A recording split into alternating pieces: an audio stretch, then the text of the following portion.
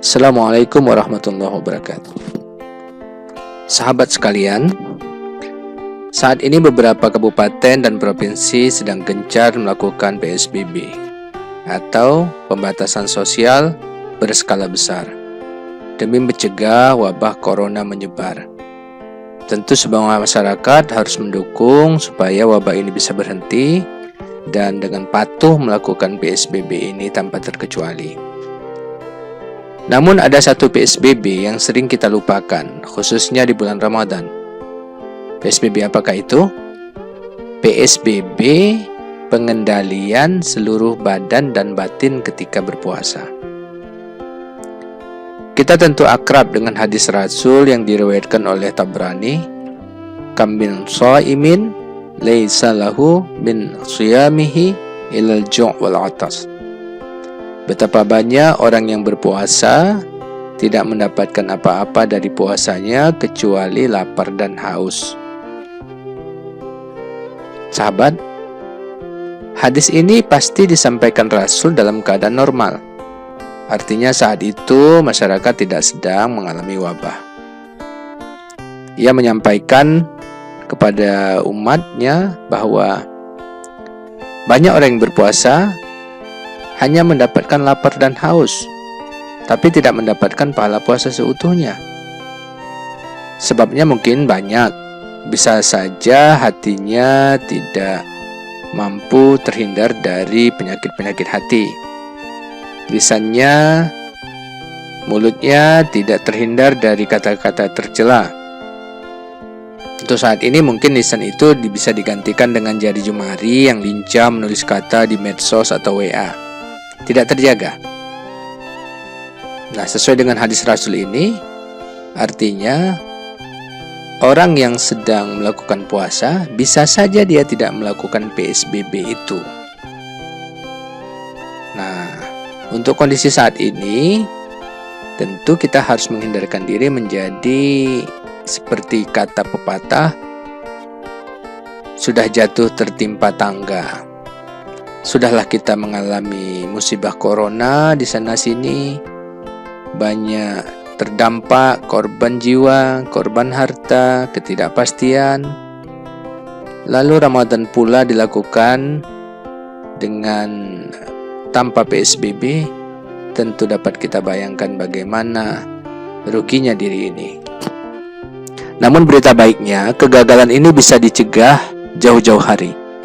Mumpung Ramadan kita baru berjalan 5 hari, energi kita untuk melakukan ibadah ini masih banyak, niatnya masih bisa diperbaiki, sehingga kita bisa mendapatkan pahala Ramadan ini sesuai dengan yang kita harapkan.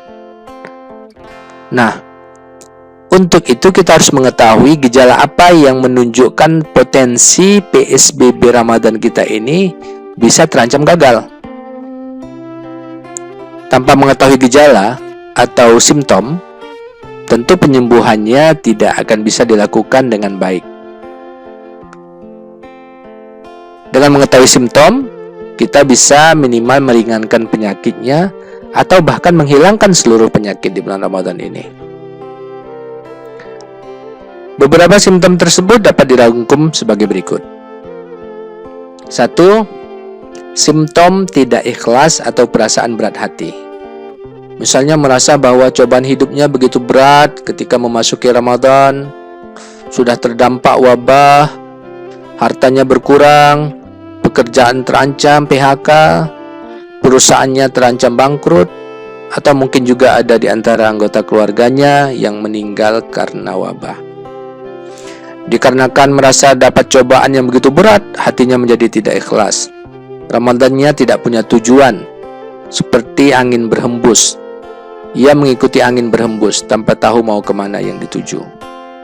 Ini simptom yang pertama. Simptom yang kedua, menjauhi Al-Quran. Ia menunda membacanya, merasa punya banyak waktu melakukannya. Biarlah nanti saja dibaca, toh aku punya waktu, toh aku bisa lakukan di bulan-bulan berikutnya. Padahal dalam kondisi seperti sekarang ini, di mana wabah begitu merajalela, momen dekat dengan Al-Quran lah seharusnya ditingkatkan. Ibarat orang sakit, dosis yang harus kita minum atau kita makan saat ini harus ditambah.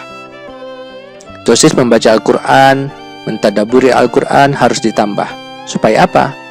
Supaya imunitas kita, supaya imunitas atau kekebalan diri kita menghadapi kehidupan menjadi kuat. Itu simptom kedua, cenderung menjauhi Al-Quran. Simptom yang ketiga, malas bersedekah dan berbagi. Ia merasa tengah mengalami kesulitan keuangan, merasa mana mungkin pula harus berbagi. Toh aku sendiri saja mengalami kesulitan. Padahal di saat inilah, momen saat inilah, kita harus merasakan nikmat berbagi. Kita harus membuat manusia lain bisa tersenyum dengan pemberian kita. Kalau tidak mampu banyak, sedikit pun tak apa. Simptom yang ketiga, malas bersedekah. Simptom yang keempat, malas berkhidmat kepada orang lain. Tidak mau menolong orang lain, karena merasa menolong orang lain itu buang-buang waktu, menghabiskan energi, menghabiskan tenaga dan pikiran, sehingga dia merasa bahwa untuk apa menolong dan berkhidmat kepada orang lain? Toh untuk menyelamatkan diriku saja tidak bisa, sehingga dia memilih untuk fokus kepada dirinya sendiri, individualis. Ini juga merupakan simptom yang menunjukkan bahwa kemungkinan Ramadannya nanti bisa saja terganggu dan gagal. Simptom berikutnya adalah tidak mampu menahan lisan dan jari. Ya, mungkin saat ini lisan mungkin tidak disampaikan dengan kata-kata, tapi dengan jari jemari, sebagaimana yang disampaikan tadi.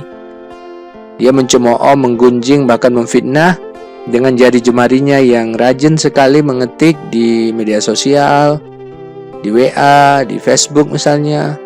Tanpa berkata-kata dia telah memperburuk keadaan. Tanpa berkata-kata dia telah menimbulkan kemarahan, kebencian, dan kepanikan. Nah, simptom ini simptom yang bisa membuat, salah satu yang membuat PSBB Ramadan kita itu bisa gagal. Dan yang terakhir adalah tidak tawakal. Simptom tidak tawakal. Dia merasa bahwa sebagai manusia dia bisa mampu menghadapi masalah ini tanpa meminta bantuan dari Allah.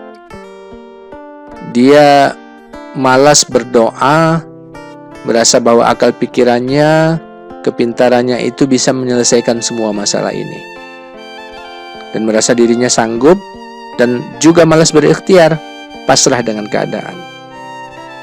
Sahabat, itulah beberapa simptom yang menunjukkan atau yang bisa menunjukkan kegagalan seseorang dalam melakukan Ramadan kali ini di tengah wabah.